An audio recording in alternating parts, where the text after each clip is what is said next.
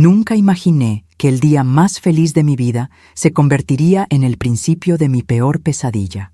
Todo ocurrió en cuestión de horas. Por la mañana, sentí por primera vez en años una especie de orgullo creciendo en mi pecho. Había conseguido ese trabajo con el que tanto soñaba, un puesto estable, con beneficios, un salario que me permitiría por fin respirar, ahorrar y quizás enviar algo más a mi madre sin quedarme con las manos vacías. Había luchado tanto, tanto por ese momento. Y cuando recibí la noticia de mi ascenso, lo primero que hice fue sonreír con lágrimas en los ojos. Me abracé fuerte a mí misma en el pequeño baño del hotel donde trabajaba, porque no tenía a nadie más para compartir esa alegría. Mi uniforme estaba empapado de sudor, pero mi corazón latía como si hubiese ganado la lotería. No necesitaba mucho, solo un poco de dignidad, solo un reconocimiento al esfuerzo de tantos años limpiando habitaciones donde otros dejaban el lujo que yo jamás podría tocar. Solo eso, una oportunidad. Y entonces cometí un error. Llamé a mi hermano. No lo hice por vanidad, no lo hice para presumir. Lo hice porque pensé que se alegraría por mí, que me diría algo como: «Estoy orgulloso de ti, hermana», o «Ya era hora de que te reconocieran todo lo que vales». Pero del otro lado de la línea solo escuché silencio, un silencio espeso, un silencio que dolía más que cualquier palabra. Después de unos segundos interminables, su voz llegó, fría, cortante. «Entonces ahora puedes mandar más». Ese fue su comentario, nada más. Ningún «felicidades», ningún «me alegro por ti». Colgué con un nudo en la garganta, y mientras guardaba mi celular en el bolsillo de mi pantalón de trabajo, sentí por primera vez un escalofrío, como si algo oscuro se hubiese despertado. No sabía que esa llamada sería el principio del fin, que al otro lado de la línea mi hermano estaba trazando un plan que acabaría con todo lo que yo había construido en este país. Desde pequeña, él siempre fue la figura de autoridad en mi vida. Mi padre murió cuando yo tenía 9 años, y desde entonces él asumió el papel de jefe de la familia. Mi madre era sumisa, cansada, y confiaba ciegamente en él. Yo también lo hacía. Me enseñaron que la familia lo es todo, que la sangre no se traiciona. Entonces crecí con la idea de que debía obedecerle, confiar en él, ponerme en segundo lugar si era necesario. Cuando decidí emigrar a los Estados Unidos, fue él quien me ayudó a cruzar. Me prestó el dinero para el coyote, me dio instrucciones, me dijo que debía ser fuerte y aguantar. Y eso hice. Aguanté. Dormí en garajes con olor a humedad. Llevé botas mojadas durante inviernos enteros. Comí arroz con sal durante semanas para poder mandar más dinero. Todo porque él me decía que mamá estaba enferma, que la casa se caía a pedazos, que mis sobrinos necesitaban medicinas. Nunca dudé de él. Nunca. Hasta ese día, cuando me colgó sin felicitarme. Cuando supe, en lo más profundo de mi pecho, que algo había cambiado. Las siguientes horas transcurrieron entre risas nerviosas con mis compañeras de trabajo y mensajes de texto que yo no me atrevía a abrir. Sentía un peso en el estómago, una presión en el pecho que no entendía. Esa noche, ya en mi pequeño apartamento, abrí uno de los mensajes que mi hermano había enviado. «Ahora sí no tienes excusa para no mandarlo de este mes». Lo leí varias veces. Pensé que tal vez estaba estresado, que no sabía cómo expresarse. Quise justificarlo. Quise creer que era solo una mala reacción, que estaba celoso. Pero había algo más, un tono, una amenaza velada. Una semana después, agentes de inmigración tocaron mi puerta. Yo no tenía antecedentes. Nunca había cometido ningún delito. Tenía mi récord limpio, mis pagos de impuestos al día. Era invisible como tantas otras. Trabajaba, pagaba, callaba. Pero alguien me había denunciado. Alguien había entregado mi nombre completo, mi lugar de trabajo, mis horarios, mi dirección. Alguien había dicho que yo usaba documentos falsos, que ayudaba a otros inmigrantes a conseguirlos también. Todo era mentira. Y sin embargo, ahí estaba yo, en un centro de detención, en un lugar que olía a cloro y desesperanza, rodeada de mujeres que lloraban en silencio, algunas con bebés en brazos. Pasé horas sin entender qué había pasado, cómo podía haber terminado allí, qué había hecho mal. Y entonces supe la verdad. El número que hizo la denuncia estaba registrado a nombre de mi hermano, mi propio hermano. el mismo que me había ayudado a cruzar, el mismo que me había pedido dinero durante años, el mismo que yo había venerado toda mi vida. Él me había entregado, por envidia, por ego, porque yo había conseguido un salario que duplicaba el suyo, y en su mente eso era imperdonable. Él necesitaba que yo siguiera siendo la hermana pequeña que debía obedecer, que debía pagar una deuda eterna. No soportaba verme avanzar. No soportaba que yo, mujer, inmigrante, indocumentada, tuviera algo que él no. Esa traición me rompió por dentro, porque uno espera muchas cosas de la vida en este país: racismo, rechazo, abuso laboral, pero nunca espera ser traicionado por su propia sangre. Nunca espera que el puñal venga de quien dijo que te amaba.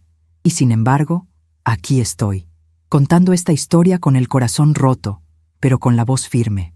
Porque lo que me pasó no fue un accidente, fue una elección deliberada de alguien que no soportó verme brillar. Y aún así, sigo de pie. Con miedo, sí, pero también con dignidad.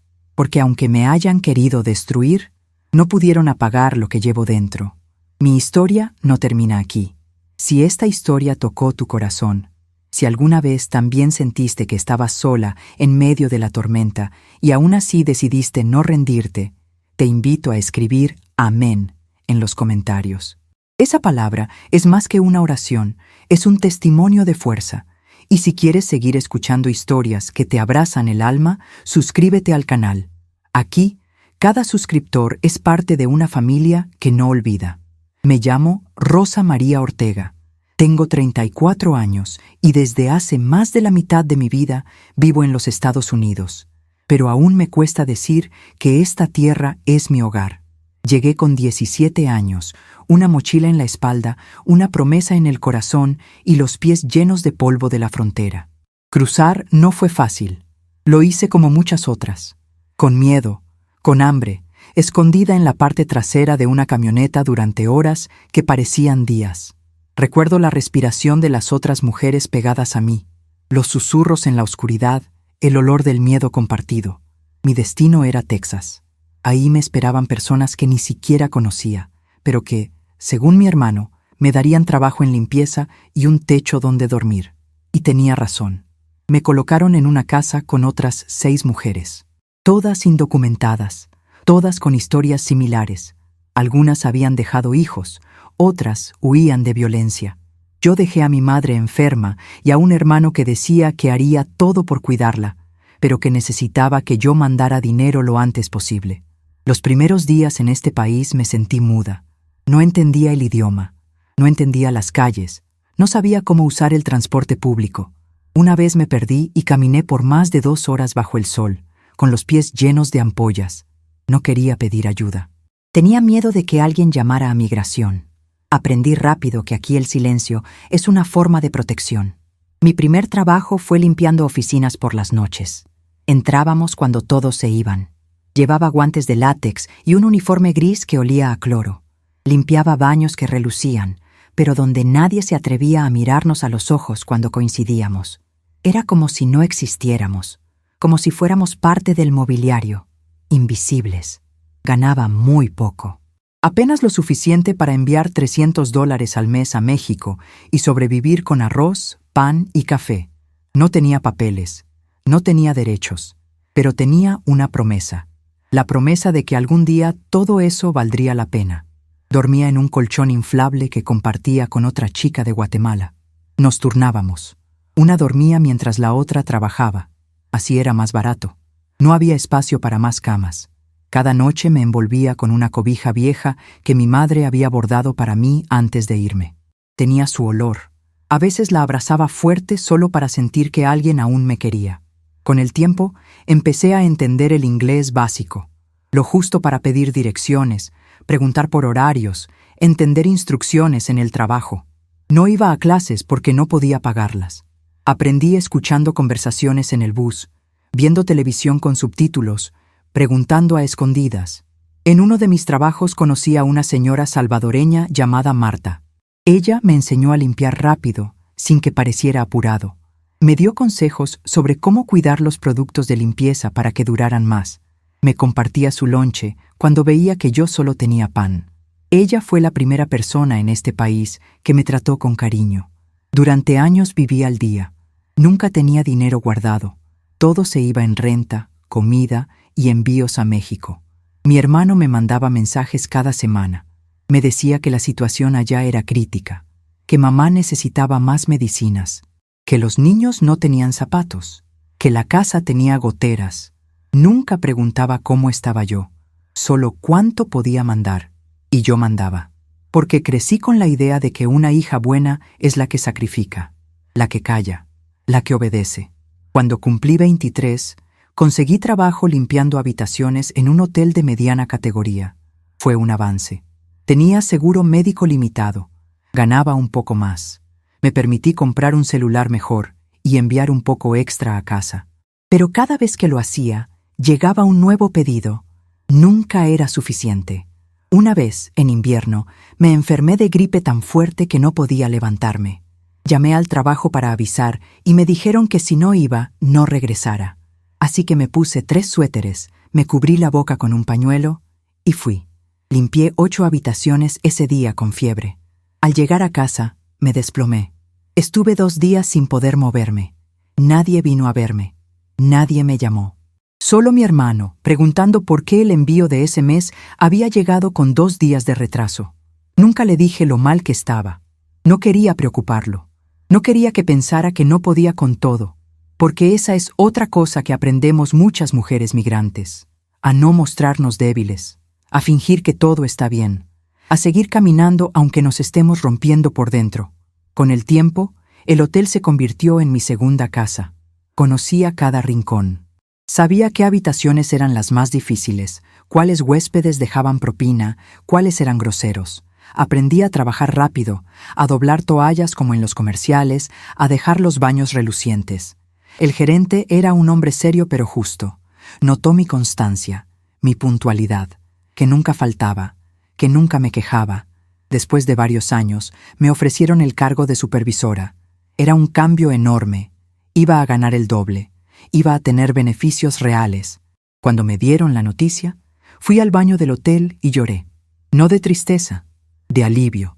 Por primera vez en mi vida, sentí que algo valía la pena, que todo ese sufrimiento, todos esos años invisibles, estaban siendo reconocidos. Me miré al espejo y apenas me reconocí. Había arrugas nuevas, manchas en la piel por tanto sol, cicatrices en las manos por productos de limpieza, pero en mis ojos brillaba algo que hacía mucho no veía: esperanza.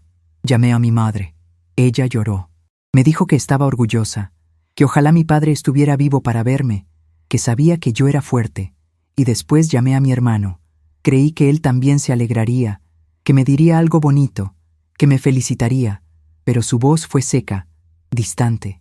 Preguntó cuánto iba a ganar, cuánto más podría mandar, cuándo llegaría el próximo envío.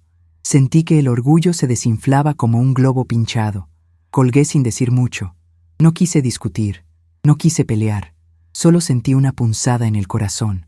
Porque ahí entendí que, para él, yo nunca iba a ser suficiente. Que todo lo que hacía no era por mí, era por ellos.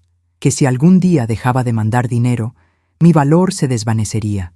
Pero esa noche, mientras me preparaba para mi primer día como supervisora, hice algo que nunca había hecho. Me prometí que por primera vez iba a pensar en mí, que ese aumento sería para empezar una vida mejor, que iba a guardar un poco, que iba a soñar con algo más. No sabía que esa decisión despertaría un monstruo. No sabía que mi hermano estaba dispuesto a todo para que yo no avanzara, ni siquiera a traicionar mi sangre. Mi historia con mi hermano no comenzó con traición. Comenzó con admiración. Yo lo veía como un héroe. Se llamaba Héctor, 8 años mayor que yo. Cuando éramos niños, en Guerrero, él siempre fue la figura fuerte, la voz que imponía respeto, el que cargaba con las bolsas pesadas del mercado, el que cuidaba de mi madre cuando mi padre desaparecía por días sin dar razón. En una casa donde las paredes eran delgadas y las noches largas, Héctor era el que se encargaba de que yo comiera primero, aunque él tuviera que dormir sin cenar. Eso me marcó. Mi madre confiaba ciegamente en él. Mi padre murió cuando yo tenía 9 años, oficialmente de una insuficiencia hepática, pero todos sabíamos que el alcohol lo mató lentamente, como una gota de veneno al día. Desde entonces, Héctor se volvió el hombre de la casa. Él decidía qué se compraba y qué no. Él hablaba con los vecinos. Él se aseguraba de que nadie se metiera con nosotras. Nunca cuestionamos su autoridad. Él era el hijo bueno, el que se sacrificó para no ir a la universidad y trabajar desde joven. El que decía que sus sueños no importaban si nosotros estábamos bien. Yo crecí creyendo que le debía la vida. Cuando terminé la secundaria, la idea de emigrar a Estados Unidos ya flotaba en el aire como un rumor inevitable. Todos en el pueblo conocían a alguien que había cruzado. Todos hablaban de dólares, de oportunidades, de enviar dinero a casa. Yo lo veía como algo lejano, como un destino reservado para los valientes. Fue Héctor quien trajo la conversación a la mesa. Una noche, mientras comíamos frijoles con tortillas duras, dijo que había hablado con un conocido que ayudaba a cruzar, que tenía una oportunidad para mí, que no debía desaprovecharla. Al principio me asusté. Tenía solo 17 años. Nunca había salido sola ni siquiera a la ciudad, pero su voz fue firme. Tienes que irte. Aquí no hay nada para ti. Vas a terminar como mamá, lavando ropa ajena por monedas. Sus palabras fueron duras, pero sonaban a verdad. Mamá no dijo nada, solo bajó la cabeza. Yo no quería dejarla sola, pero también entendía que mi presencia ahí no iba a cambiar nada. Entonces asentí. En menos de un mes ya estaba empacando lo poco que tenía. 2 mudas de ropa, un cuaderno con fotos, una cobija pequeña y la carta que me escribió mamá con su caligrafía temblorosa. Fue Héctor quien me dio el dinero para el cruce. Lo entregó en efectivo, envuelto en una bolsa de plástico, con una nota que decía: «No confíes en nadie, ni siquiera en ti misma». Ese mensaje me desconcertó. Lo guardé sin pensar mucho. El día que me despedí de ellos, mi madre me abrazó tanto que sentí que me rompía las costillas. Héctor me miró desde la puerta. No me abrazó, solo dijo: «Haz lo que tengas que hacer, pero no olvides de dónde vienes». Ese fue nuestro último momento como familia. Desde entonces, nuestras vidas se cruzaron solo por teléfono, por remesas, por silencios. Cuando llegué a Estados Unidos, todo lo que hacía lo hacía con la voz de Héctor en mi cabeza. Esa voz que decía que debía aguantar, que no podía fallar, que había invertido en mí. Esa palabra, invertir, se me quedó grabada. Como si yo fuera un negocio, como si mi valor se midiera en retornos. Los primeros meses fueron de adaptación. Tenía miedo de fallar, miedo de no poder mandar dinero, miedo de que se arrepintieran de haberme enviado. Así que trabajé sin descanso. Enviaba lo que podía, incluso cuando eso significaba quedarme sin comida para mí. Héctor era quien me escribía con más frecuencia. Me preguntaba cuánto iba a mandar, nunca cómo estaba. Me decía que mamá estaba empeorando, que los medicamentos eran caros, que la escuela de mis sobrinos necesitaba materiales. Cada mensaje era una cuenta por pagar, y yo cumplía. Una vez, durante mi primer año, me atrasé una semana en el envío porque me despidieron de uno de mis trabajos. Héctor me llamó. Estaba furioso. Me dijo que lo había dejado en ridículo, que había prometido a la farmacia que pagaría en tal fecha. Me gritó, me hizo llorar, y después colgó. Esa noche me sentí la peor persona del mundo, como si hubiera traicionado a alguien que me había dado todo. Con el tiempo normalicé esa dinámica. Yo trabajaba y él decidía en qué se usaba el dinero. A veces no me daba explicaciones. Solo me decía que lo necesitaba urgente. Nunca me pregunté si era verdad. Nunca me atreví a decir no. Porque no era solo mi hermano. Era mi figura paterna. Era el hombre que se sacrificó por mí. Eso es lo que me repetía cada vez que me sentía usada. Cada vez que quería guardar algo para mí. Me decía que era una deuda moral. Una que nunca terminaría de pagar. Cuando otros en el trabajo me hablaban de ahorrar, de sacar una cuenta en el banco, de pensar en el futuro, yo solo sonreía. Mi futuro estaba allá, en México. Mi responsabilidad estaba allá. Nunca compré ropa nueva. Nunca salí a pasear. Nunca comí en restaurantes. Vivía con lo justo, porque en el fondo sentía que no tenía derecho a nada más. Una vez, una compañera me invitó a su cumpleaños. Dijo que iban a tener música, comida y que no costaba nada. Me negué. Le dije que tenía que trabajar, aunque ese día era mi único descanso. La verdad era que no quería gastar ni un centavo en transporte. Así me convertí en un fantasma que trabaja, manda dinero y desaparece. Todo lo que sabía de mi familia lo sabía por Héctor. Mamá no tenía celular. Mis sobrinos eran pequeños. Él me decía que estaban bien, que gracias a mí comían mejor, que habían arreglado el techo, que compraron una bicicleta para el niño mayor. Yo me sentía feliz de imaginarlo. Hasta que un día, una amiga del pueblo que vivía en California me mandó un mensaje. Me dijo que su hermana, que seguía en Guerrero, le contó que la casa seguía igual, que mi madre seguía lavando a mano en el río, que los niños usaban ropa vieja. Le pregunté a Héctor. Él se enojó. Dijo que no tenía que andar preguntando a extraños, que no confiara en nadie, que la gente solo quiere vernos caer. Me pidió que no volviera a hablar con esa amiga, que todo estaba bien. Yo, como siempre, lo creí. Pensé que la gente era envidiosa, que querían destruir lo que yo estaba construyendo, porque así me enseñaron, a dudar del mundo y confiar solo en la sangre. Hoy entiendo que no todo lo que brilla es oro, que las lealtades no siempre son correspondidas, que incluso el hombre que te protegió de niña puede convertirse en tu peor amenaza, y que las deudas emocionales, cuando no se cuestionan, pueden volverse cadenas invisibles. Yo llevaba esas cadenas sin saberlo, hasta que un día el sonido de unas esposas reales me hizo despertar, y descubrí que esa inversión de la que tanto hablaba mi hermano, en realidad, nunca fue por amor. Fue un negocio. Uno que él no soportó ver, que dejaba de controlar. A veces una simple palabra nos une más que 1000 discursos. Si tú también crees en la esperanza, en el poder de las segundas oportunidades y en la fuerza que hay dentro de cada mujer que resiste, comenta amén aquí abajo. Y si esta historia te dio valor, quédate con nosotros. Suscríbete para no perder ninguna de estas voces que merecen ser escuchadas. A veces me pregunto cómo logré sobrevivir los primeros años en este país. No lo digo con dramatismo, lo digo con absoluta honestidad.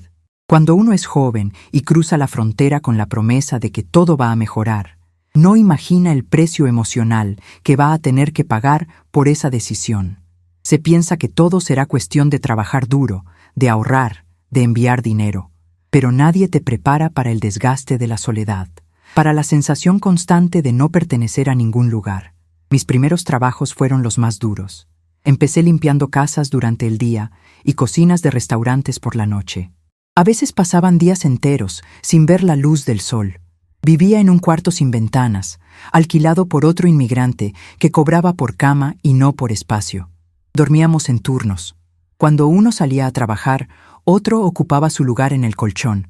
El cuarto olía a humedad, a ropa mojada, a desinfectante barato.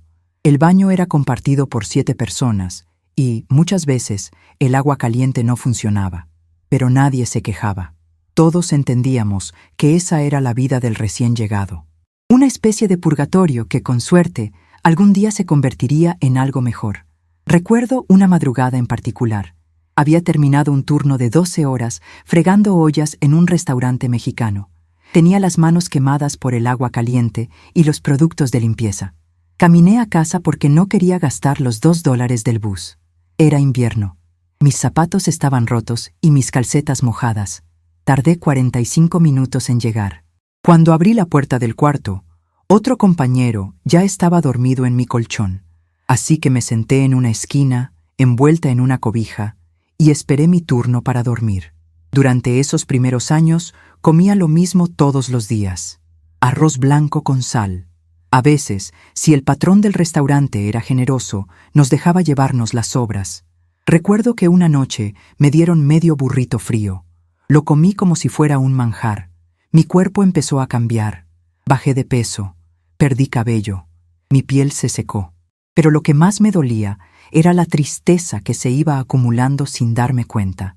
Una tristeza silenciosa, constante, como una gota que cae sobre piedra hasta romperla. Cada vez que pensaba en rendirme, recordaba las palabras de mi hermano. Haz lo que tengas que hacer. No olvides de dónde vienes. Y entonces seguía. Mandaba dinero cada mes, sin falta, aunque eso significara no comprarme ropa nueva en invierno. aunque significara caminar horas, aunque significara trabajar con fiebre. Hubo un día en que mi cuerpo dijo basta. Me desmayé en el baño de una casa que estaba limpiando. Me golpeé la cabeza contra el lavamanos. Me desperté en el suelo, sola, con sangre en la ceja. La dueña de la casa, al verme, me gritó por haber ensuciado. Me dijo que si no podía hacer el trabajo, que no volviera. No fui al hospital. No tenía seguro. Me limpié con papel higiénico y caminé a casa con la cabeza agachada. Al llegar, abrí el celular y vi un mensaje de mi hermano. Me preguntaba si podía mandar un poco más ese mes, porque los niños necesitaban uniformes nuevos. No le conté lo que me había pasado. Le respondí que sí, que haría lo posible, porque yo creía que ese era mi papel, que esa era mi forma de amar. Con el tiempo, empecé a aprender los trucos del sistema. Aprendí que había supermercados que ponían descuentos al final del día, que había aplicaciones donde se podía buscar trabajo por hora, que si ibas a ciertas iglesias, te daban pan y sopa sin hacer preguntas. La comunidad inmigrante me salvó muchas veces. Mujeres que ni siquiera me conocían compartieron su comida conmigo. Un señor hondureño me ayudó a traducir un contrato de renta. Una colombiana me enseñó cómo hacer una declaración de impuestos aunque no tuviera papeles. La sororidad entre mujeres migrantes era real. En los ojos de otras como yo encontraba reflejada mi lucha. Cada una con su historia, con sus cicatrices, con sus miedos, pero todas con algo en común. Una fuerza indescriptible que nos hacía seguir adelante. Hubo momentos de belleza en medio de la tormenta. Una noche, celebramos el cumpleaños de una compañera. No teníamos pastel, pero improvisamos uno con pan dulce y una vela. Cantamos bajito para no molestar al casero, y por unos minutos nos sentimos en casa. Envié más de $200 ese mes, aunque eso significó quedarme sin nada. Pero la sonrisa en la voz de mi madre cuando le conté sobre el trabajo nuevo fue suficiente. Me dijo que mi hermano estaba orgulloso, que los vecinos hablaban de mí, que era un ejemplo para los jóvenes del barrio, pero dentro de mí empezaba a crecer una pregunta que me daba miedo formular. ¿Hasta cuándo? ¿Hasta cuándo iba a vivir así? ¿Cuándo sería mi turno? Nunca decía esas cosas en voz alta. Temía que al hacerlo se interpretara como ingratitud, como egoísmo, como si querer vivir mejor fuera una traición. Pero lo pensaba. Lo pensaba cuando veía escaparates llenos de cosas que no podía comprar. Lo pensaba cuando veía familias cenando juntas en restaurantes. Lo pensaba cuando recibía mensajes donde solo me pedían más y más. Yo también tenía sueños. Pequeños, sí, pero míos.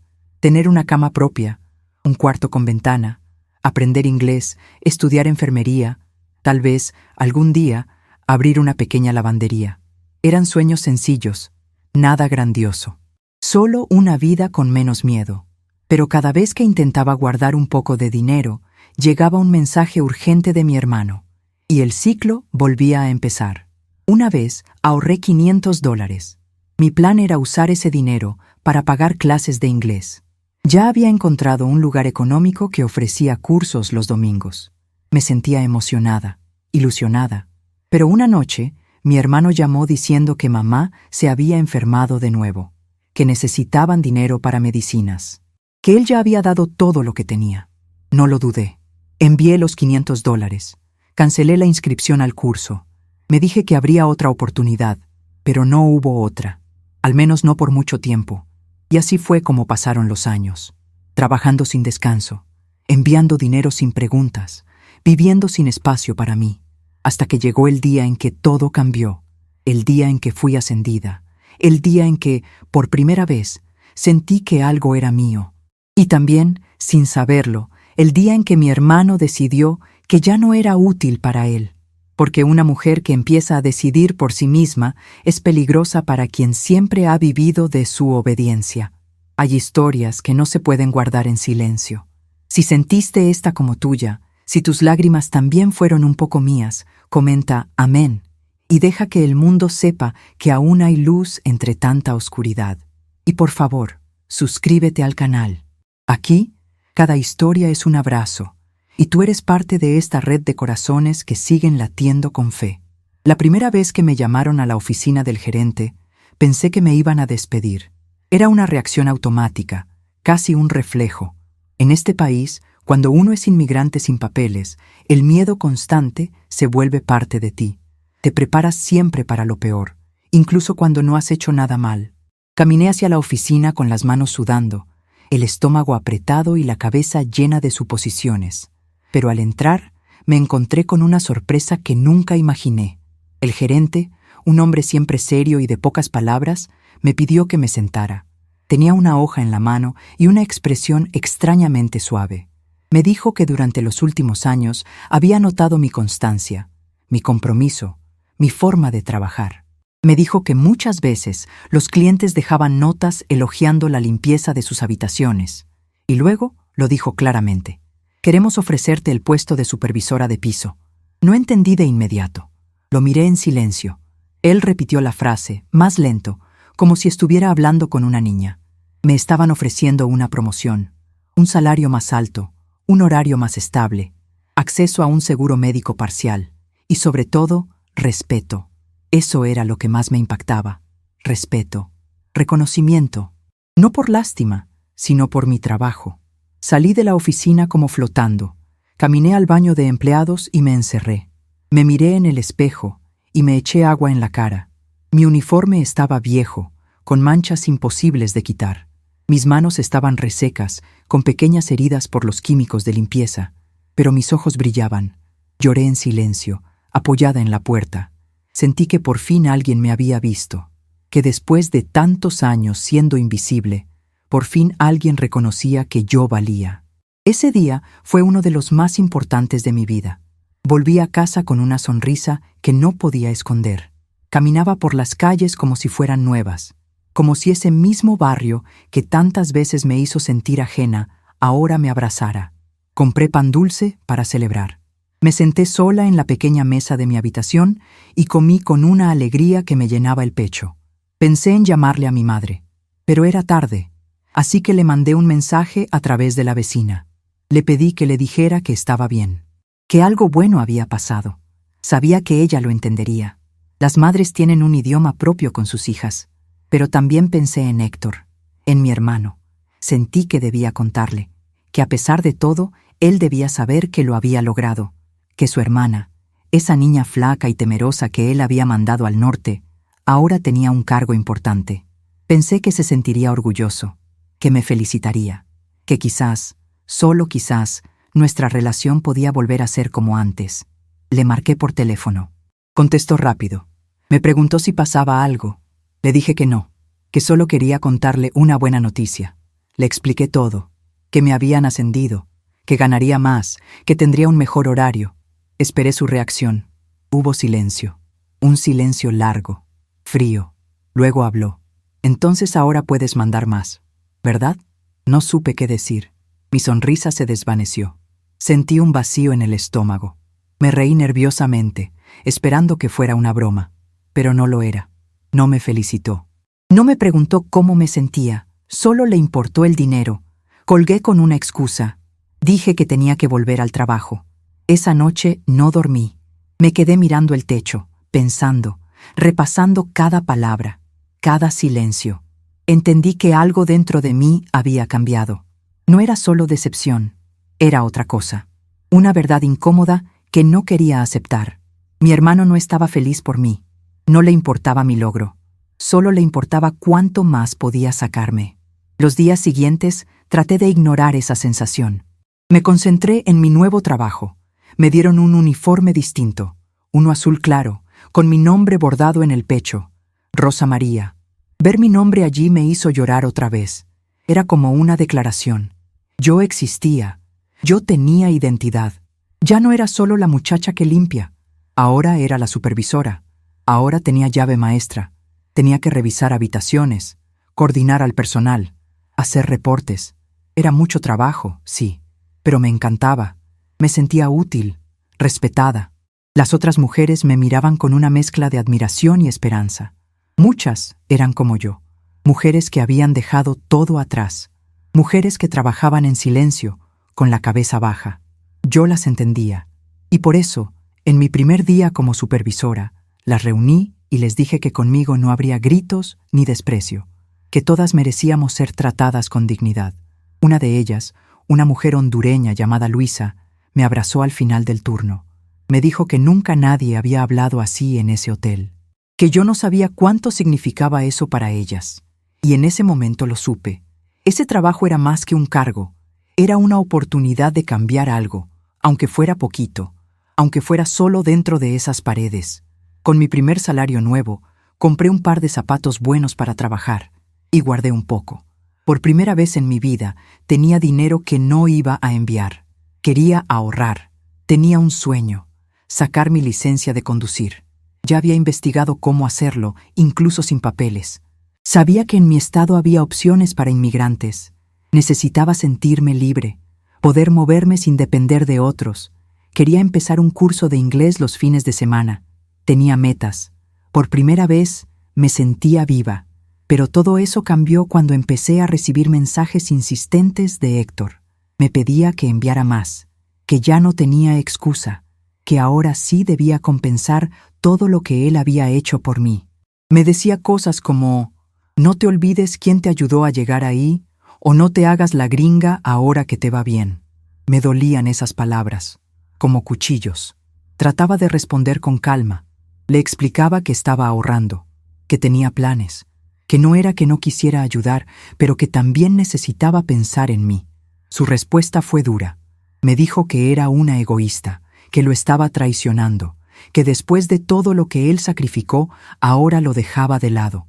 Me acusó de haber cambiado, de creérmela, de olvidarme de mi familia. Incluso me dijo que mamá estaba decepcionada de mí, que ya no hablaba de mí con orgullo. Lloré durante horas, sentí culpa, vergüenza, pero también rabia, porque en el fondo sabía que no era verdad, que era su forma de manipularme, que estaba usando mi amor por mi madre como un arma. Aún así, no reaccioné, solo me alejé un poco. Empecé a contestar menos, a poner límites, a guardar silencio cuando me pedía dinero. Me enfocaba en mi trabajo, en mis compañeras, en mis pequeños ahorros. Y fue entonces cuando todo empezó a desmoronarse, como si su rabia hubiera crecido en la oscuridad, como si su necesidad de control se hubiera vuelto venenosa, porque un hombre que se siente dueño de tu vida no acepta que dejes de obedecer. Y Héctor estaba decidido a castigarme por atreverme a soñar por cuenta propia. Nunca imaginé que el precio de intentar ser libre fuera tan alto. Nadie te advierte que cuando decides tomar las riendas de tu vida, las personas que se beneficiaban de tu silencio pueden convertirse en tus enemigos más peligrosos. La traición de un extraño duele, sí, pero la traición de tu propia sangre, eso te rompe en 1000 pedazos.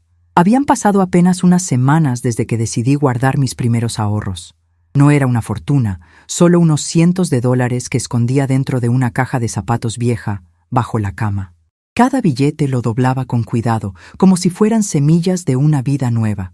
Estaba decidida a sacar mi licencia, a inscribirme en ese curso de inglés de fin de semana, a darme el derecho de querer algo más que sobrevivir. Por primera vez me sentía merecedora de tener algo solo para mí. Pero ese pequeño acto de autonomía desató una tormenta que no vi venir. Los mensajes de Héctor empezaron a tornarse más agresivos. Me enviaba notas de voz largas, llenas de reproches. Decía que ya no confiaba en mí, que lo estaba traicionando, que mi éxito no era mío, que era gracias a él, que no podía olvidarme de la familia como si fuera basura. Yo no respondía. Me costaba. Cada palabra suya era una puñalada en el corazón. Pero también empezaba a darme cuenta de algo más oscuro, algo que no quería ver. Mi hermano me odiaba. No era solo envidia. Era algo más profundo. Héctor necesitaba que yo siguiera siendo pequeña, obediente, dependiente. Mi ascenso, mi pequeño despertar, lo habían desestabilizado. Él había construido su identidad como el salvador de la familia, como el que sacrificó todo por nosotros. Y ahora yo me estaba convirtiendo en algo que escapaba de su control. Y eso, para él, era imperdonable. Empezaron a pasar cosas raras. Un día, saliendo del trabajo, vi un auto estacionado frente a mi edificio que me resultaba familiar. No le di importancia. Otro día, una vecina me dijo que un hombre había preguntado por mí, que decía ser primo, pero no supo decir su nombre. Mi estómago se apretó. Empecé a sentirme observada. No era paranoia, era una angustia real, una intuición que me quemaba el pecho. Entonces llegó la llamada. Era un número desconocido. Contesté con miedo. Era una oficial de inmigración. Me habló en inglés, pero entendí suficiente. Tenía que presentarme para una revisión. Decía que había un reporte en mi contra, que alguien había entregado información sobre mí. Me quedé paralizada. No entendía qué estaba pasando. Colgué y sentí que el mundo se desmoronaba bajo mis pies. Llamé a una compañera del trabajo, Luisa, la única en quien confiaba. Ella me llevó a su casa, me dio agua, me ayudó a pensar. Le conté todo, cada detalle. Mi historia con Héctor, mis sospechas. Ella me miró con tristeza y me dijo lo que yo no quería aceptar. Esto no es un accidente, esto es venganza. Fuimos a una organización local que ayuda a inmigrantes. Me senté con una abogada joven, que escuchó todo con atención. Revisó los documentos. Me explicó que alguien había hecho una denuncia formal, alegando que yo usaba documentos falsos para trabajar y que había estado involucrada en ayudar a otros a conseguirlos. Era mentira. Todo era mentira. Pero bastaba para abrir un proceso. Bastaba para ponerme en riesgo de deportación. Le pregunté quién había hecho la denuncia. Ella me dijo que no podía darme el nombre por protocolo, pero me mostró el número de teléfono que figuraba en el reporte. Lo reconocí al instante. Era el número de Héctor, el mismo que yo había usado durante años, el mismo al que mandaba los giros de dinero, el mismo que me había dicho que me cuidara. Mi sangre se heló. Sentí náuseas. No quise llorar, quise gritar. Mi hermano me había entregado. Había puesto mi nombre en la boca del monstruo que tantas veces logré esquivar. ¿Por qué? ¿Por qué tanto odio?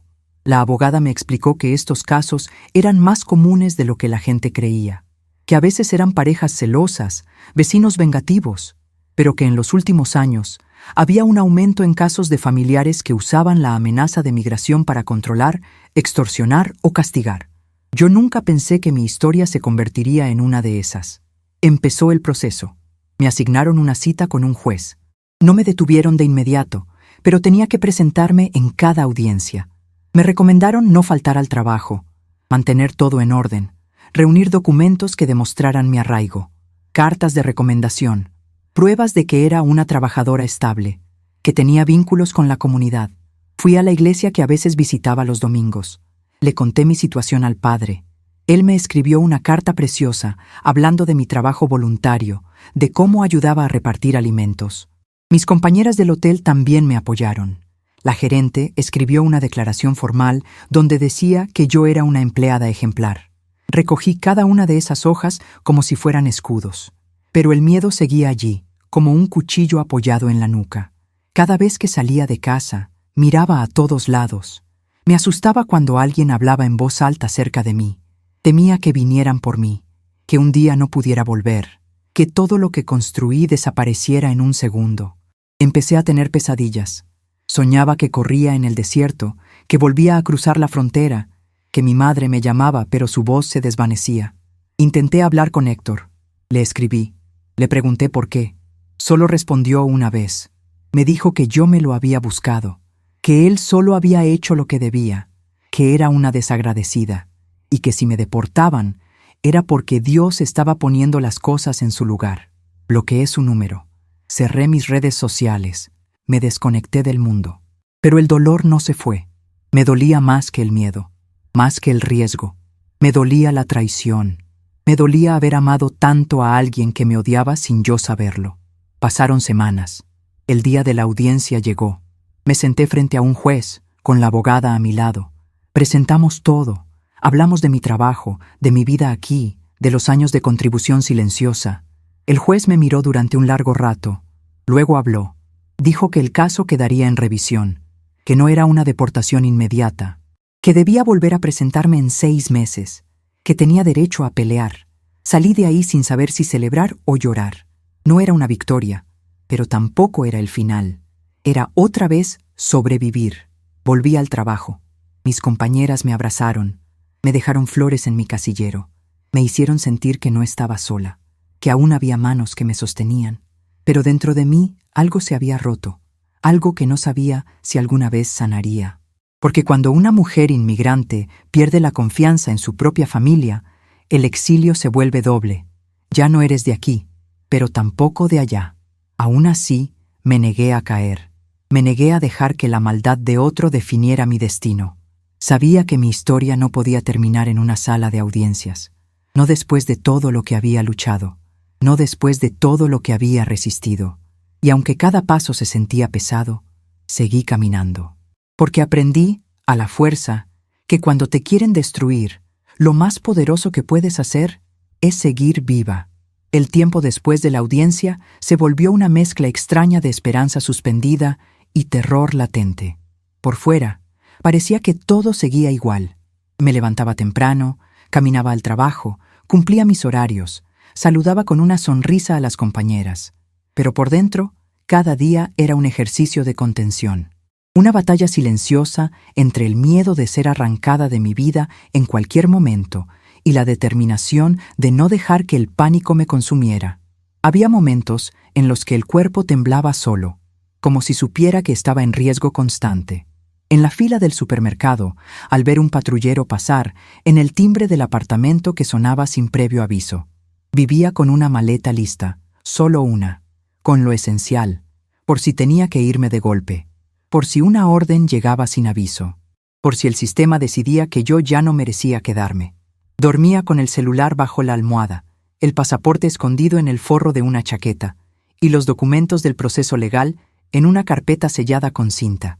La abogada me recomendó mantener el perfil bajo, no cometer errores, no cambiar de domicilio, no salir del estado. Cada regla era un recordatorio de que yo vivía en una cuerda floja, pero no podía detener mi vida. No quería hacerlo. Así que me aferré a las pequeñas cosas que me daban sentido. Volver al trabajo fue un alivio. Mis compañeras me recibieron con cariño genuino. Algunas habían pasado por procesos similares. Me decían con voz baja que sabían lo que era ese miedo, que no estaba sola. Un día, Luisa me dejó una notita en mi casillero. Decía: acuérdate de quién eres, no de lo que te quieren hacer creer que eres. Esa frase se me quedó clavada en el pecho, porque era cierto. Yo había empezado a creer que merecía todo lo malo que me estaba pasando, que tal vez había sido demasiado ambiciosa, que había sido egoísta al pensar en mí, que había roto un pacto invisible con mi familia. Pero no era así. Yo no había hecho nada malo, solo quise vivir. La carta de Luisa me empujó a recuperar mi fuerza. Poco a poco, volví a hablar con otras mujeres que también tenían historias marcadas por la migración, la violencia, el sacrificio. Escuchar sus relatos me ayudaba a entender el mío. Un día conocí a Teresa, una señora salvadoreña de casi 60 años. Llevaba 30 viviendo en Estados Unidos sin papeles. Me contó que la habían denunciado 3 veces, una de ellas por su propio exesposo, y que cada vez logró quedarse. Me dijo que el sistema quiere verte quebrada, porque cuando estás rota es más fácil que renuncies. Empecé a ir a reuniones comunitarias donde se hablaba de derechos para los inmigrantes. Nunca decía mucho. Me sentaba al fondo, pero escuchaba, observaba. Veía a otras como yo alzar la voz, mujeres que venían con hijos pequeños, con papeles en bolsas de plástico, con lágrimas contenidas en los ojos, todas compartiendo el mismo deseo: quedarse, no por capricho, no por lujo, por necesidad, porque lo que había quedado atrás ya no era opción. A los pocos meses, una de las organizadoras me pidió si quería contar mi historia en una reunión. Dudé. Me temblaban las manos solo de pensarlo. Pero algo dentro de mí dijo que sí, que ya no quería tener miedo, que si hablaba, otras quizás también se atreverían. Esa noche, frente a un grupo pequeño de mujeres, conté todo, desde mi llegada, el trabajo, el ascenso, la traición, el proceso, las amenazas, todo. Cuando terminé, había silencio, pero no era un silencio de juicio, era un silencio de respeto, de comprensión. Me abrazaron, me dieron las gracias, me dijeron que ponerle voz al dolor lo hacía menos pesado. A partir de ese día, algo cambió en mí. Empecé a recuperar partes de mí que había dejado atrás. Compré una libreta nueva y empecé a escribir cada noche. No como un diario, sino como un acto de memoria. Quería recordar quién era antes de que el miedo tomara control. Quería recordar la niña que soñaba con estudiar, La joven que cruzó con una mochila rota y una carta de su madre. La mujer que había resistido todo esto sin perderse. También volví a retomar la idea del curso de inglés. Con la ayuda de una voluntaria de la organización, me inscribí en uno los sábados. Al principio me costaba. Tenía miedo de hablar, pero los profesores eran pacientes. Aprendí a decir cómo me sentía, a preguntar direcciones, a llenar formularios. Cada palabra nueva era un paso más lejos del silencio. Pero no todo era luz. A veces, en medio de la clase o del trabajo, venían los recuerdos. Las palabras de Héctor me aparecían en la mente como cuchillos. Su voz, diciéndome que era una desagradecida, que no valía, que me lo merecía.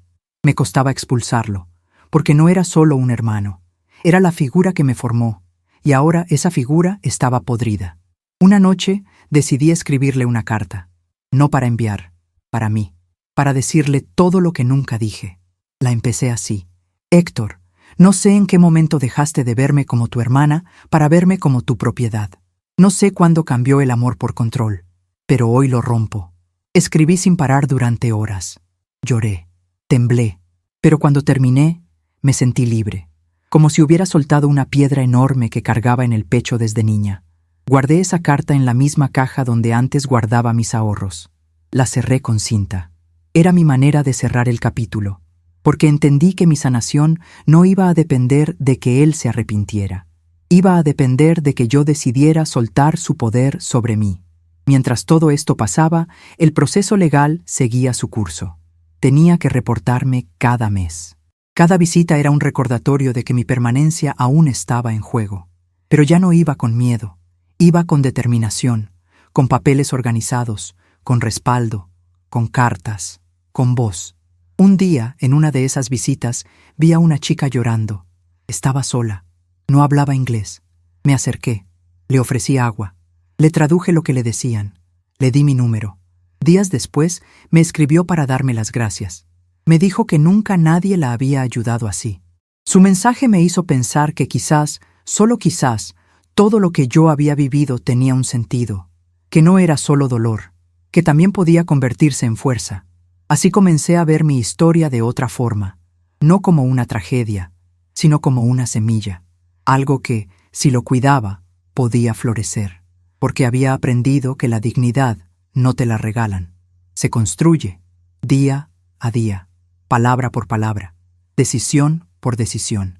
Y aunque seguía teniendo miedo, ya no me paralizaba, porque ahora sabía que no estaba sola, que mi voz tenía eco, que mis pasos dejaban huella, y que incluso en medio de la injusticia uno puede encontrar sentido, uno puede volver a empezar.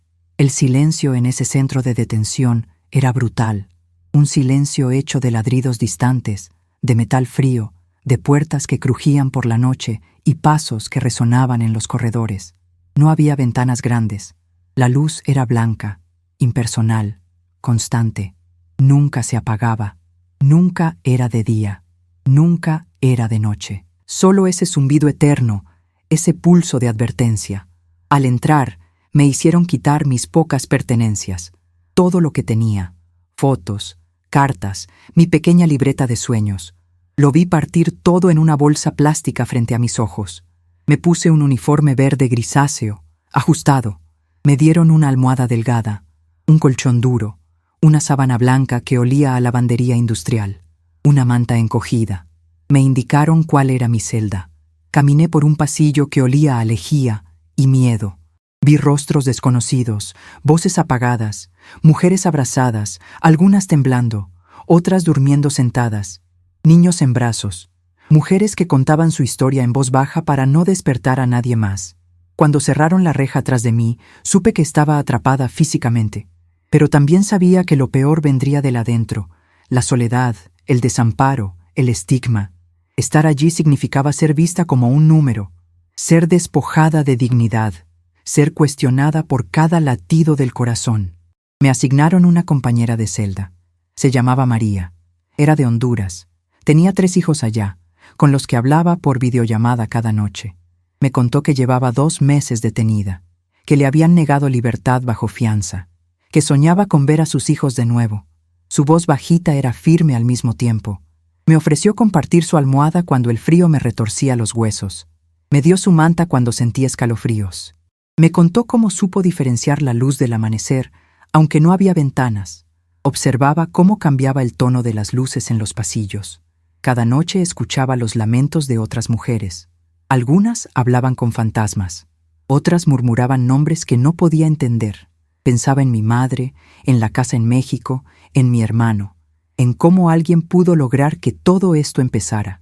En ese momento, entendí que no solo me habían detenido, me habían reducido a una acusación, a una ficha, a un caso, a una injusticia.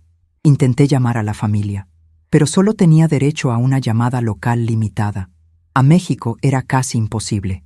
Lloré cuando mi madre contestó, no porque creyera que me podría ayudar, sino porque necesitaba oír su voz. Nuestra conversación fue breve. Ella preguntaba cómo estaba. Yo dije que estaba bien. Mentí. No podía decirle que estaba en una jaula humana, con miles de muros invisibles rodeándome. Me pidieron llenar formularios, preguntas personales. ¿Has sido abusada? ¿Tienes enfermedades? ¿Has sido víctima de violencia familiar? ¿Tienes testigos? Me preguntaron sobre mi hermano. Dije que no lo veía hace años, que lo amaba, que no tenía contacto. Era verdad en ese momento. Aprendí a mentir con la voz temblorosa, porque en ese lugar, cada verdad podía volverse un arma contra ti. Me llevaron a reuniones donde varios de nosotros éramos presentados a agentes que verificaban documentos. Otros detenidos eran deportados ese mismo día. Vi hombres en mangas de camisa con esposas. Vi madres separadas de sus hijas. Vi lágrimas que no se limpiaban. Vi mujeres que colapsaban de desesperación. Vi el sistema en su versión más fría. Durante esos días, el alimento era escaso, insípido. Pan duro, caldo aguado, arroz pasado.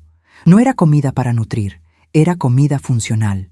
Una compañera dijo que se aferraba al aroma de una frijolada que cocinó una vez en su casa para no olvidar el sabor de la libertad. Me hablaba de guisos, de olor a hierbas, de tortillas recién hechas. Hablaba como quien habla de un sueño al que no sabe si volverá. El frío de la celda me invadía la piel. Me despertaba con calambres.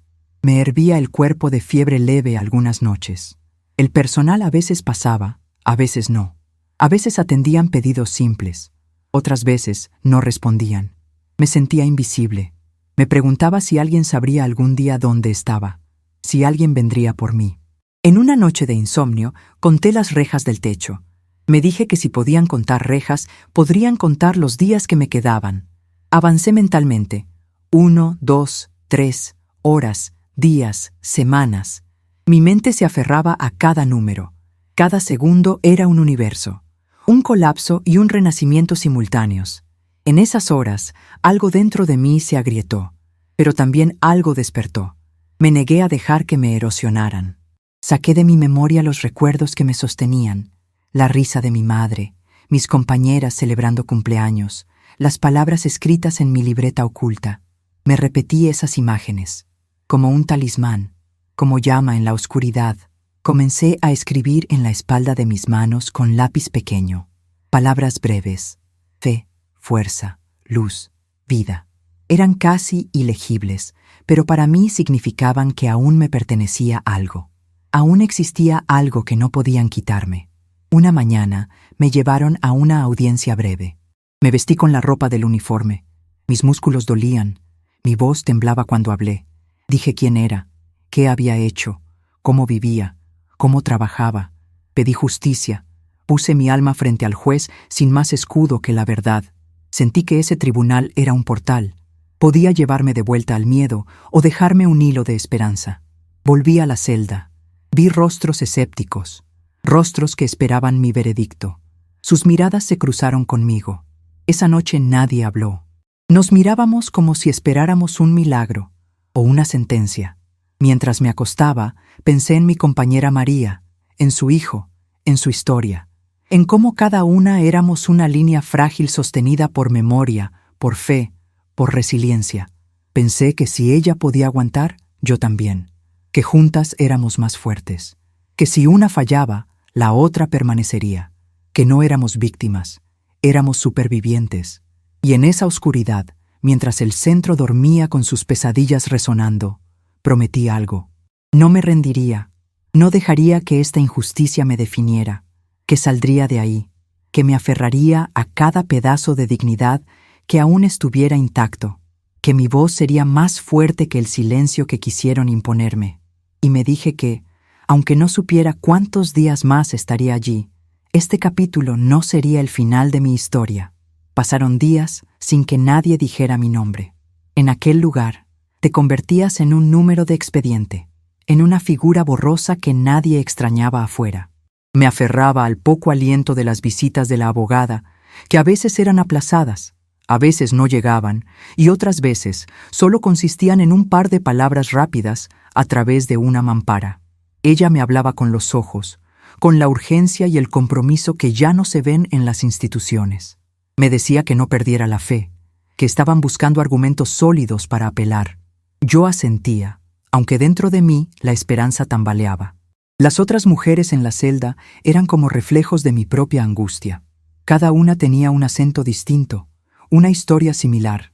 La mayoría veníamos de dolor, de pobreza, de decisiones desesperadas tomadas bajo presión. Una de ellas, Clara, una colombiana que hablaba bajito y siempre estaba tejiendo con los hilos de la cobija vieja, me confesó que su madre había muerto mientras ella estaba detenida. Nadie le avisó, nadie le dio la oportunidad de despedirse. Ella lo supo semanas después, cuando su hermana logró decirlo en una llamada de 3 minutos. Desde entonces, Clara dejó de comer con frecuencia. Su cuerpo estaba en el centro, pero su alma ya no. Ver a Clara cada día me recordaba la fragilidad de todo, que en cuestión de días podías perderlo todo, que el encierro no era solo de muros, sino de tiempo que no vuelve. Yo también tenía miedo de eso, de que mi madre enfermara, de que algo pasara allá y yo estuviera aquí, impotente. Esas noches me costaba respirar. El insomnio era mi único compañero constante. La cabeza no se callaba. Repasaba cada decisión, cada palabra, cada silencio con Héctor. Cada vez que pensé que debía decir algo, y no lo hice, me culpaba por confiar, por ilusionarme, por pensar que la sangre era garantía de lealtad. Un día, un guardia vino a buscarme. Me llamó por mi nombre completo. Eso ya era raro. Me llevó a una oficina pequeña. Allí me esperaban 2 personas que no conocía. Una mujer joven, con carpeta en mano, y un hombre mayor, de mirada firme. Se presentaron como funcionarios de un programa especial que evaluaba casos humanitarios. Me preguntaron si estaba dispuesta a responder algunas preguntas. Dije que sí. No tenía nada que perder. Durante más de 1 hora me preguntaron todo, desde mi historia de entrada al país hasta los detalles de mi trabajo, mis vínculos, mi familia, el incidente con la denuncia. Les conté todo, con voz pausada, sin exagerar, sin adornar. No necesitaba hacerlo. La verdad ya era suficientemente dolorosa. La mujer tomó nota de todo. El hombre solo escuchaba. Cuando terminé, me agradecieron y me dijeron que analizarían el caso. Nada más. Ni promesas, ni esperanzas vacías. Solo ese frío veremos. Regresé a mi celda con el corazón latiendo tan fuerte que me dolía el pecho. Intentaba no ilusionarme, pero algo dentro de mí quería creer que por fin alguien me había escuchado con humanidad. Esa noche, por primera vez en semanas, dormí profundamente. Soñé que estaba en la cocina de mi madre, que el aroma a canela y piloncillo llenaba el aire. Ella me servía café y me acariciaba el rostro. No decía nada, solo sonreía. Cuando desperté, lloré en silencio, pero no de angustia, de necesidad, porque a veces el recuerdo de lo bueno también sostiene. Pasaron días sin noticias. Seguíamos en la rutina. Limpieza del lugar, conteo cada 6 horas, comidas insípidas, la espera que se alargaba como un túnel sin salida, hasta que una mañana el mismo guardia volvió. Me dijo que preparara mis cosas, que iba a ser trasladada. Sentí miedo. Pensé que me deportaban sin aviso, que esa entrevista había sido una trampa, que todo estaba perdido. Recogí mi manta, mis papeles, mi pequeña libreta. Caminé con las piernas temblando. Subimos a una camioneta blanca con rejas en las ventanas. El trayecto fue largo. No me decían a dónde íbamos. Las otras 2 mujeres que venían conmigo tampoco sabían. Nos mirábamos sin hablar. Afuera, el sol brillaba con fuerza, pero para nosotras era solo una imagen lejana. Llegamos a otro centro, más pequeño, menos congestionado. Allí me dijeron que había sido aceptada temporalmente en un programa de libertad supervisada. No significaba libertad total, pero era un paso, un rayo. Me entregarían bajo una medida que exigía presentaciones regulares, uso de grillete electrónico y colaboración con todos los requerimientos legales. Lo acepté sin dudar. Agradecí. Firmé. Me pusieron el aparato en el tobillo. Sentí el peso físico del control, pero también el alivio de salir, de volver al mundo, aunque fuera con cadenas invisibles. Cuando crucé la puerta, el aire libre me golpeó como una ola. Respiré hondo. El sol me encandiló. No tenía a quién abrazar. Nadie me esperaba. Pero era libre, libre en un país que aún me cuestionaba, libre con condiciones, pero libre al fin. La primera noche la pasé en un refugio temporal. Dormí con otras mujeres en literas. Compartimos pan, historias, lágrimas. Cada una cargaba una herida, pero también cada una tenía algo que la hacía seguir. Una hija, un hermano, una esperanza. Al día siguiente contacté a Luisa. No sabía si estaría en el mismo lugar. Contestó con voz entrecortada. Me dijo que cuando supo lo que había pasado, pensó que me habían deportado, que había llorado por mí. Me ofreció su casa. Acepté con gratitud. Ella me abrió las puertas, me dio una cama, un plato caliente y algo más valioso que todo eso. Me devolvió la fe en la gente buena. En los días siguientes, volví a ver la ciudad como por primera vez. Todo parecía más ruidoso, más rápido, más lejano. Yo era otra, más desconfiada, más alerta, pero también más fuerte. Con el alma herida, sí, pero no destruida. Reanudé mis clases de inglés. Fui al centro comunitario. Entregué los papeles requeridos. Me presenté a cada cita. No podía permitirme fallar. Cada paso era vital. Volví a escribir. Pero esta vez no solo para mí. Empecé a redactar un testimonio. Quería que mi historia sirviera, que otras mujeres supieran que no estaban solas, que había salida, que aunque la traición viniera de tu propia sangre, aún existían manos que sostenían, manos de otras mujeres, de voluntarias, de abogadas, de desconocidas que se convertían en hermanas de lucha. Y en ese proceso empecé a reconstruirme, parte por parte, sin apuro, sin promesas falsas, solo con la certeza de que, mientras estuviera viva, seguiría caminando. Porque lo que no pudieron quitarme, ni con rejas, ni con grilletes, ni con miedo, fue mi voluntad de seguir creyendo en mí. Volver a caminar por las calles sin sentir la amenaza inmediata del encierro fue una experiencia extraña. Había pasado tanto tiempo soñando con la libertad que cuando finalmente la tuve, no sabía qué hacer con ella. Las luces del tráfico, los gritos de los niños saliendo de la escuela, los olores de los puestos de comida en la calle, todo me parecía demasiado intenso, como si mi cuerpo no estuviera listo para absorber el mundo otra vez. El grillete electrónico en mi tobillo era como un recordatorio silencioso de que la libertad aún era condicional. Cada vez que sonaba al caminar, o me apretaba demasiado, recordaba que aún no había ganado del todo, que esa vigilancia, esa prueba constante de obediencia, era parte del precio por haber sobrevivido. Aún así, decidí no esconderme. Comencé a vestirme como antes, a maquillarme con los pocos cosméticos que Luisa me ofrecía, a mirarme al espejo con más firmeza, no con orgullo aún, pero sí con dignidad. Luisa me ayudó a reorganizar mis días. Juntas hicimos un calendario. Las citas con inmigración, las clases de inglés, las reuniones con la organización que me apoyaba, los turnos pequeños de limpieza que empecé a conseguir con conocidos. Yo insistí en pagarle algo, por mínimo que fuera.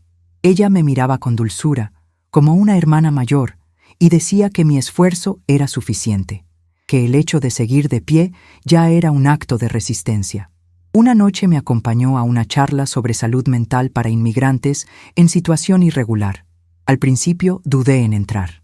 No me gustaba la idea de sentarme frente a extraños y hablar de lo que me dolía, pero una psicóloga joven, con acento dominicano y una mirada que abrazaba, habló sobre el síndrome del sobreviviente. Dijo que muchas personas que habían enfrentado traumas como detención, violencia familiar o separación forzada, sentían culpa por seguir adelante, que se sentían incapaces de celebrar pequeñas victorias. Me vi reflejada en cada palabra.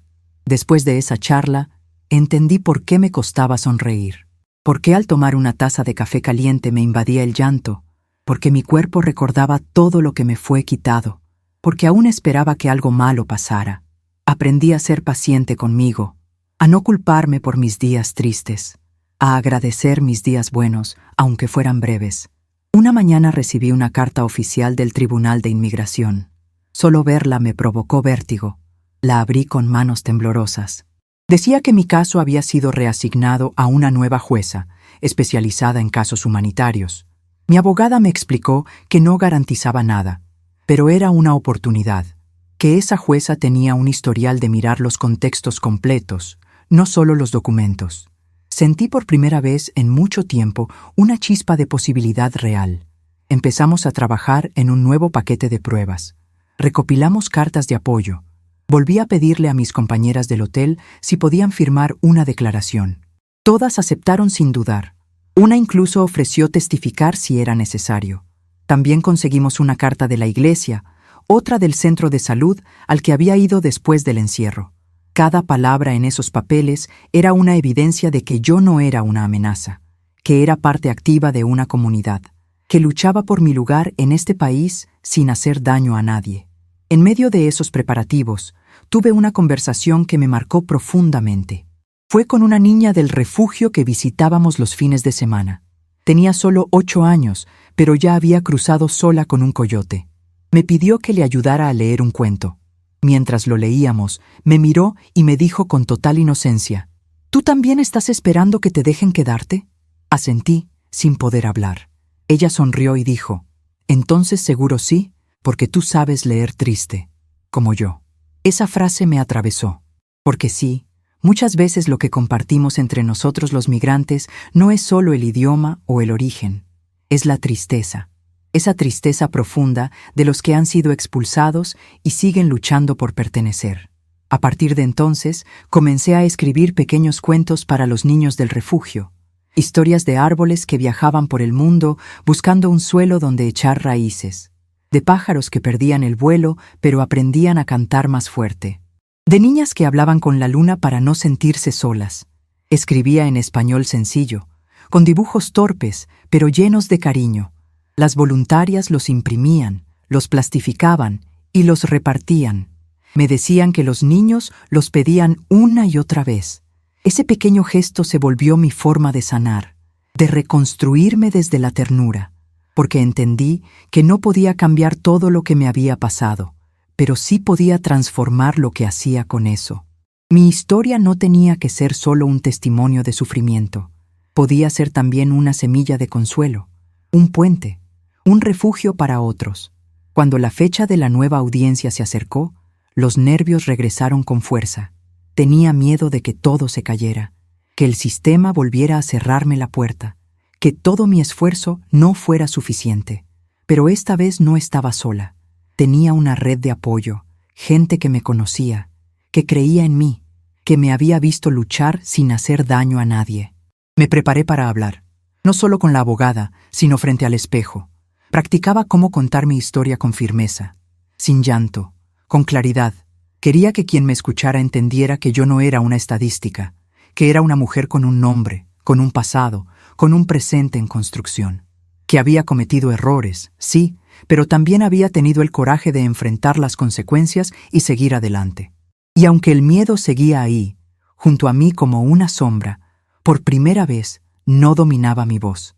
Porque sabía que el simple hecho de haber llegado hasta ese punto ya era una forma de victoria. Porque mientras el mundo me decía que no pertenecía, yo había construido raíces, frágiles tal vez, pero reales, y estaba lista para defenderlas. La noche anterior a la audiencia no pude dormir. Me acosté temprano, pero el cuerpo no respondía al descanso. Tenía la mirada clavada en el techo, el corazón golpeando como si quisiera escapar del pecho. Cada pensamiento era una posibilidad, cada posibilidad una amenaza. ¿Y si me negaban la solicitud? ¿Y si me detenían al salir? ¿Y si todo terminaba en ese juzgado? Intenté calmarme recordando cada paso que había dado, cada prueba que habíamos reunido, cada palabra que pensaba decir. Respiraba lento. Pero el miedo es un animal que no siempre obedece. A las 5 de la mañana me levanté. Me duché con agua tibia y me vestí con la ropa que había planchado la noche anterior. Una blusa blanca, un pantalón negro. Sencilla, pero digna. Luisa me preparó café y me abrazó sin decir nada. Su silencio era un abrigo. Me acompañó hasta la estación. El camino fue casi mudo, pero no incómodo, solo lleno de una tensión compartida. Esa tensión que solo entienden quienes han visto a alguien pelear por su derecho a existir. En la sala de espera del juzgado sentí que el tiempo se detenía. Todo se movía lento. Los relojes parecían congelados. La abogada llegó con una carpeta gruesa entre las manos. Me saludó con firmeza. Me miró a los ojos y me dijo lo que ya había dicho otras veces, pero esta vez sonó distinto. Hoy no vamos a suplicar, vamos a demostrar quién eres. Cuando nos llamaron, mis piernas se sentían de piedra, pero caminé. No por valentía, por necesidad, por dignidad. Entré a la sala. La jueza era una mujer de cabello gris, rostro sereno. Me observó con una mirada que no era de juicio, sino de espera, como si dijera: háblame, cuéntame, quiero entender. Eso me dio un poco de fuerza. La audiencia comenzó. La abogada presentó el caso. Habló de mi historia, de mis años de trabajo, de mi conducta ejemplar, de la denuncia falsa, de mi detención, de los documentos, de las cartas de apoyo, de los cursos, de los niños a quienes leía cuentos, del programa de supervisión, del grillete, de todo. Yo la escuchaba y sentía que era otra quien vivía esa vida, como si ella hablara de alguien más. Pero no, era yo, era mi historia. Cada palabra era una piedra en el muro de mi defensa. Me pidieron hablar. Me levanté. Sentí que la garganta se cerraba. Tragué saliva. Y hablé. No recité lo que había practicado. Hablé desde el alma. Conté mi llegada al país, mi deseo de superarme, mi amor por el trabajo, la traición de mi hermano, el miedo, la celda, el frío, la niña del refugio, los cuentos. Mis errores, mi verdad. Lo dije todo, sin adornos, sin lágrimas, con la voz firme y rota al mismo tiempo. Cuando terminé, la jueza hizo algunas preguntas. No buscaba atraparme, buscaba entender. Me preguntó por mis planes si me daban la oportunidad de quedarme. Le hablé de estudiar, de seguir escribiendo, de ayudar a otras mujeres, de contribuir a la comunidad. Le dije que quería merecer el lugar que estaba pidiendo.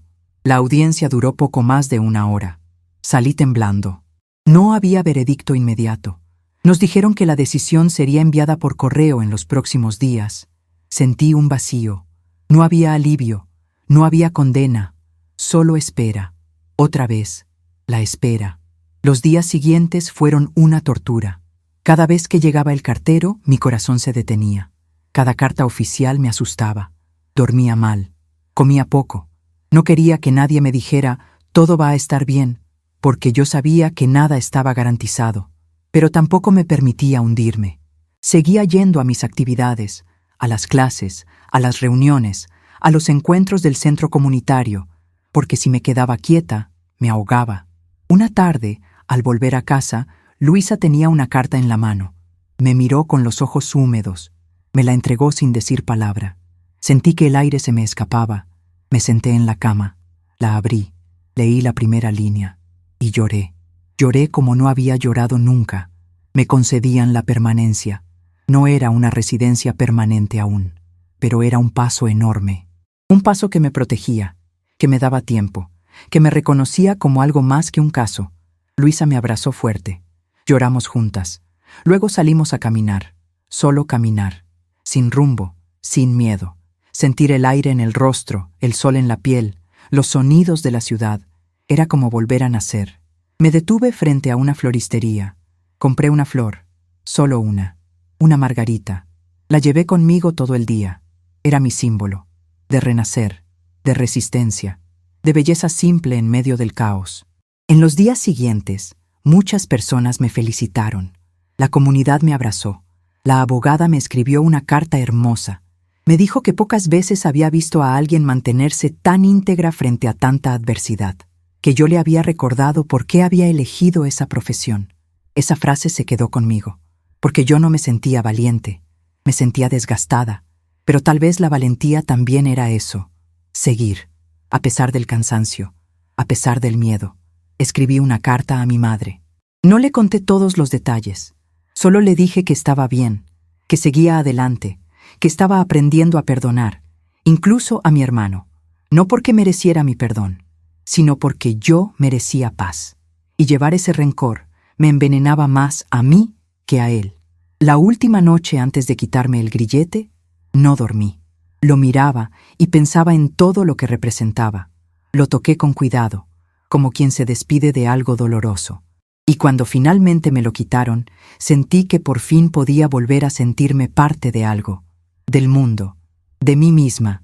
Ya no era la mujer marcada por un número, era yo, completa, rota pero entera, cansada pero en pie, y lo más importante, libre para volver a soñar. El día que recibí la notificación oficial de mi estatus migratorio aprobado, lloré en silencio frente a la puerta cerrada de mi habitación. No era solo una carta, no era solo un documento, era una afirmación. Era como si, después de tanto tiempo siendo invisible, alguien finalmente me hubiera dicho, «Te vemos». Me senté en el suelo, con la carta entre las manos, y por unos minutos no quise hacer nada más. Solo abrazar ese momento con todo mi ser. Había sobrevivido. No solo físicamente, sino emocionalmente, espiritualmente. Había resistido la cárcel, el frío, la traición, la humillación, la desesperanza. Había resistido incluso mis propios pensamientos oscuros. Después de todo lo vivido, ya no era la misma. Y eso estaba bien, porque lo que me había roto también me había transformado. Aprendí a hablar con verdad, a mirar con compasión, a escuchar el silencio de otros y entender lo que significa no tener voz. Aprendí que el valor no siempre grita. A veces tiembla, pero sigue. A veces llora, pero no se detiene. Y lo más importante, aprendí a abrazar mis cicatrices, no como marcas de debilidad, sino como mapas de donde estuve y de todo lo que vencí para estar aquí. Volví al hotel donde había trabajado por primera vez. Quería agradecer en persona a las mujeres que me apoyaron desde el primer día. Cuando entré por esa puerta, la recepcionista me reconoció de inmediato. Me abrazó fuerte y me dijo que nunca dudó de mí. Me presentó a una nueva gerente y tras una breve conversación me ofrecieron volver, esta vez en un puesto mejor, como supervisora del área de habitaciones. No lo podía creer. No solo había recuperado mi dignidad, también mi camino. Ese primer día de regreso al trabajo fue especial. Me puse una blusa azul clara, mi favorita. Caminé hasta el hotel como si flotara. Respiraba profundamente, dejando que cada paso reafirmara que era real, que estaba viva, que el esfuerzo había valido la pena. Al llegar al vestidor, vi mi nombre escrito en el casillero. Por primera vez, mi nombre estaba donde debía estar. A las mujeres que llegaban nuevas al equipo, yo misma las capacitaba. Algunas eran inmigrantes, como yo. Las escuchaba con paciencia. Les decía que entendía sus miedos, que conocía sus silencios, que cada día de trabajo también era un acto de resistencia. Les repetía lo que una vez me dijeron a mí. No estás sola. Volví a escribir, pero esta vez más fuerte, más clara. Empecé un pequeño grupo de mujeres migrantes que compartíamos nuestras historias en voz alta. En reuniones, en cafés, en parques. Algunas veces llorábamos, otras reíamos, siempre sanábamos. Juntas éramos un refugio, una familia nueva, un hogar sin muros. También me acerqué a una fundación que trabajaba con personas en proceso de regularización. Me ofrecí como voluntaria. A veces daba charlas, otras veces simplemente escuchaba, porque entendí que a veces lo más urgente no es la solución, sino la compañía. Ser ese oído que no juzga, esa mirada que no condena, ese corazón que dice, yo también pasé por eso y aquí estoy. Mi historia, que comenzó con miedo, con despojo, con una traición que me rompió el alma, terminó siendo el motivo por el cual muchas otras mujeres encontraron esperanza.